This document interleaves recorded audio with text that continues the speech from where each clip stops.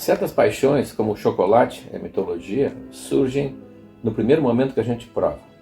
Eu tinha 6 ou 7 anos, já tinha aprendido a ler, e uma professora do colégio, grupo escolar, no Rio Grande, me apresentou o Monteiro Lobato.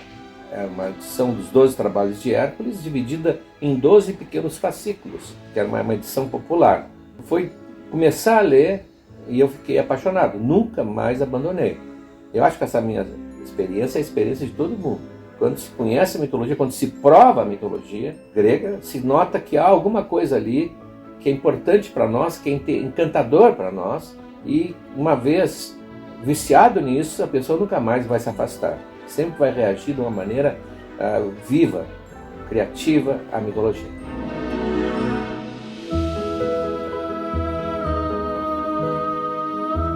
O ser humano não mudou. O ser humano é o mesmo. E as histórias da Grécia Antiga, os mitos, que não eram escritos por escritores, portanto não eram voluntários, não eram obras criadas especificamente, e sim nascidas de toda uma sabedoria popular, eram narrativas que diziam respeito à vida, à morte, ao amor, ao desespero, à inveja.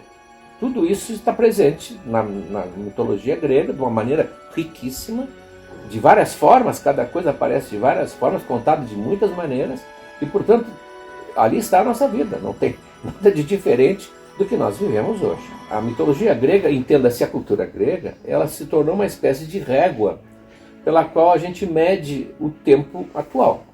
Às vezes a nossa vida atual está muito afastada dos valores que eles apresentavam, que são os valores filtrados pela humanidade, e às vezes, em certos lugares do mundo, em certos momentos, está bem próximo do ideal deles. Portanto, a analogia com o mundo atual sempre haverá, seja para nós nos felicitarmos por estarmos vivendo uma situação ideal, ou lamentarmos não termos aquilo que deveria ter sido.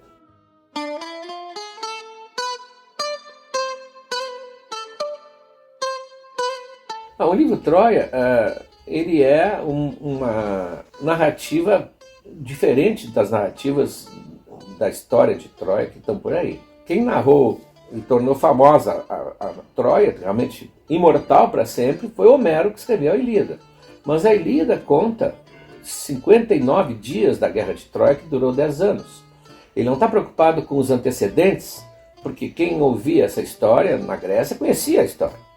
Então ele não está preocupado com o que houve antes da guerra e não está preocupado com o que houve depois.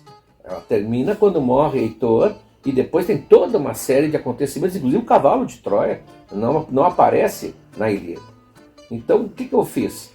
É uma história que eu contava há anos, eu sempre vivi narrando a história de Troia, ela está dentro de mim, e eu então compus um conjunto de informações prévias e informações depois da guerra. Então, é toda a saga de Troia que está no livro Troia, não é a Ilíada. Tem um determinado momento que se vê ali no sumário, eu digo, aqui começa a Ilíada, assinalo o capítulo em que começa a Ilíada, e logo depois aqui termina a Ilíada. Isso não chega a ocupar 1/4 do livro, porque o que veio antes é muito grande e o que veio depois é muito grande.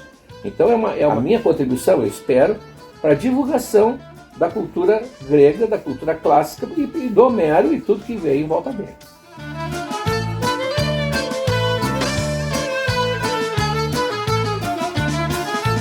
O livro Noites Gregas, eu já escrevia várias crônicas aproximando exatamente a mitologia e a história grega antiga da nossa realidade, e extraindo dessa comparação algumas reflexões. O título do Noites Gregas, que depois eu aproveitei para o podcast, vem de um autor romano, Aulo Gélio, que, como todos os romanos nobres da elite intelectual, foi estudar na Grécia.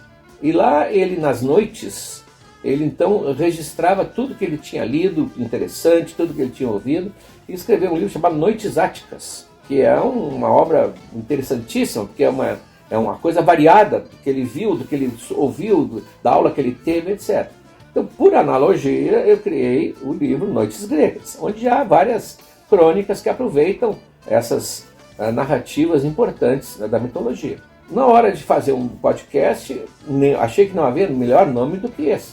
A ideia de que à noite as coisas interessantes afloram e temos um prazer em ouvir essa narrativa.